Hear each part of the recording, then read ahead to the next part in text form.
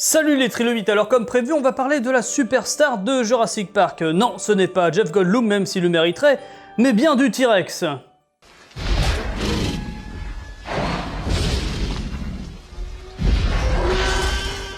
Enfin, d'un point bien particulier, parce que si tu te rappelles bien du film, à un moment, le professeur Grant se retrouve littéralement face à face avec le T-Rex, et il sort un truc du genre, sa vision est basée sur le mouvement. Sous-entendu que si jamais tu ne bouges pas, il ne te voit pas. On va voir si c'est vrai, mais d'abord, un petit point sur notre ami le T-Rex. Donc, de son nom complet, Tyrannosaurus Rex, ou roi des lézards tyrans, sans doute dû à ses mensurations, 13 mètres de long, 4,50 m de haut, un crâne pouvant atteindre à lui seul 1,50 m, le tout garni de dents faisant aux alentours d'une vingtaine de centimètres. Alors je suis le premier à dire que le T-Rex est surcoté, tout ça, mais il faut bien avouer que quoi qu'on en dise, ça en impose. Sa popularité doit aussi venir à mon avis du fait que c'est un dinosaure qu'on connaît très bien. Puisque si d'habitude je vous parle de fragments de fossiles en mauvais état trouvés par-ci par-là, bah pour lui c'est pas le cas. C'est pas loin d'une cinquantaine de tyrannosaures qui ont été retrouvés en Amérique du Nord depuis les années 1900, dont pas mal en bon état et quasi complet, ce qui comme vous l'avez compris est plutôt rare en paléontologie. Des spécimens super bien conservés comme par exemple la célèbre soue complète à 85% dont vous voyez une reconstitution depuis tout à l'heure. Ouais parce qu'il y a des fossiles tellement dingues qu'ils ont le droit à leur propre petit nom, dont quelques T-Rex. Donc tout ça fait que depuis longtemps notre T-Rex est pas mal médiatisé, et même avant Jurassic Park, même si pour beaucoup, c'est Jurassic Park qui l'a mis sur le devant de la scène, et c'est bien normal. Mais alors d'où vient ce fameux « sa vision est basée sur le mouvement » ? Eh bien c'est parce que grâce à ces fossiles en bon état, et notamment son crâne, eh bien on a pu l'étudier en long, en large, en travers, faire des scanners pour émettre des hypothèses sur la place de tel ou tel organe. Et c'est là qu'on a vu que malgré ses 1,50 m de longueur, le cerveau du tyrannosaure devait avoir la taille de celui d'une de nos grenouilles modernes. Enfin, proportionnellement à sa taille. Enfin je veux dire que le tyrannosaure de 13 mètres de long, il avait pas la taille d'un cerveau de grenouille de 10 cm, mais que si on avait une grenouille de 13 mètres de long ou un tyrannosaure de 10 cm, eh bien ils auraient sensiblement la même taille de cerveau. Bon après, vous connaissez ma devise, c'est pas la taille qui compte et ça marche aussi pour les cerveaux. Bon après, est-ce que t'as vraiment besoin d'un gros cerveau quand tu fais 9 tonnes et que t'as des dents de 20 cm? Pas sûr.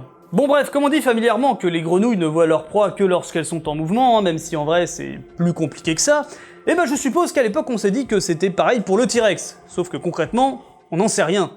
Et il y a même plus de chances pour que ça ne soit pas le cas. En effet, dans les analyses de ces fameux crânes, on remarque que les tyrannosaures ont beaucoup de particularités par rapport à d'autres dinosaures prédateurs. Comme par exemple un crâne très large à l'arrière et plus fin vers l'avant, et ça déjà on peut voir que c'est bien respecté dans Jurassic Park. Alors la base du crâne très large, c'est sans doute surtout la place pour les muscles de la mâchoire, ce qui fait qu'il a sans doute la force de morsure la plus puissante du règne animal. Bon là aussi c'est quand même assez compliqué d'estimer ça par rapport à un squelette, donc vous étonnez pas si vous trouvez des articles qui disent que oui et d'autres qui disent que non. Mais en tout cas cette forme de crâne lui donne aussi une autre particularité, celle d'avoir ses yeux dirigés vers l'avant plutôt que sur les côtés comme la plupart des autres animaux. Ce qui lui donne aussi une tronche particulière on va dire, et là vous comprenez aussi pourquoi les paléo-artistes dessinent rarement les dinosaures de face. Remarque, ça marche aussi pour les reptiles modernes. Mais surtout, vers l'avant, ça se retrouve pas mal chez les prédateurs ou chez des animaux qui vivent dans des milieux particuliers, comme les forêts denses par exemple. Oui, parce que si vous pensez à ma vidéo sur la Myotragus, c'est sûr qu'au niveau prédateur, on a vu mieux, mais pour le coup, elle, c'est vrai qu'elle est vraiment à part. Par contre, niveau prédateur, avec ce genre de vision, pensez par exemple aux faucons, aux chouettes ou aux hiboux, pour rester dans les dinosaures.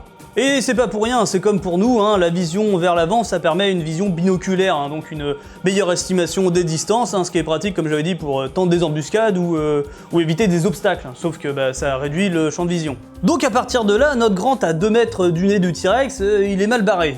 Mais surtout, et la transition est parfaite, qui dit nez dit odorat, et là aussi notre T-Rex devait être un champion. Pour faire court, en comparant avec des cerveaux d'animaux actuels, on arrive à peu près à savoir quelle zone est dédiée à quelle fonction. Et là, si jamais la taille compte, la zone correspondant au bulbe olfactif de notre cher T-Rex devait être surdéveloppée. Encore une fois, possiblement l'une des plus développées du règne animal. Par où je me rends compte depuis tout à l'heure que je parle de cerveau et de fossiles, mais on parle bien du moulage de l'intérieur d'un crâne de T-Rex, pas du cerveau en lui-même, puisque c'est un organe mou qui ne se fossilise pas.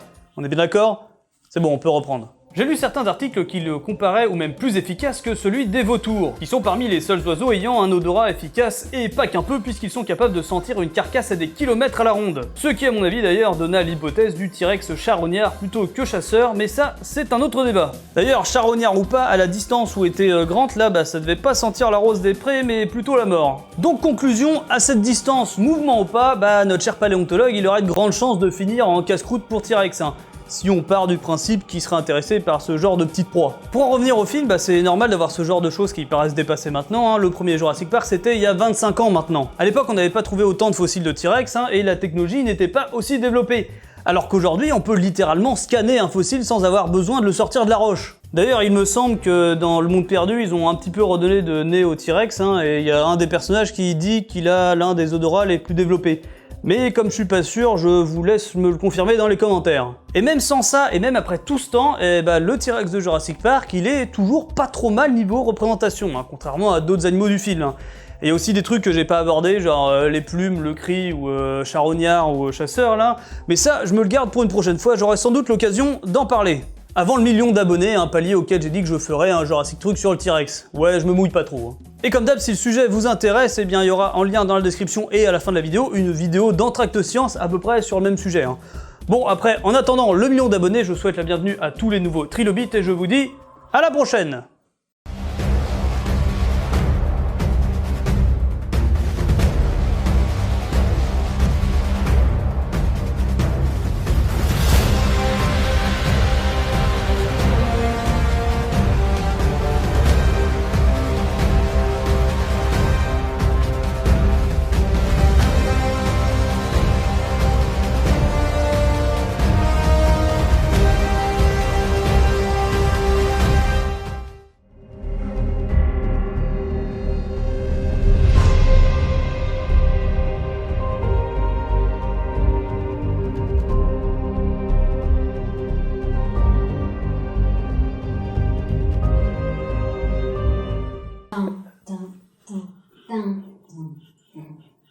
C'était la musique de l'intro, de l'outro? Oui, mais elle a changé, je sais. Moi, je voulais...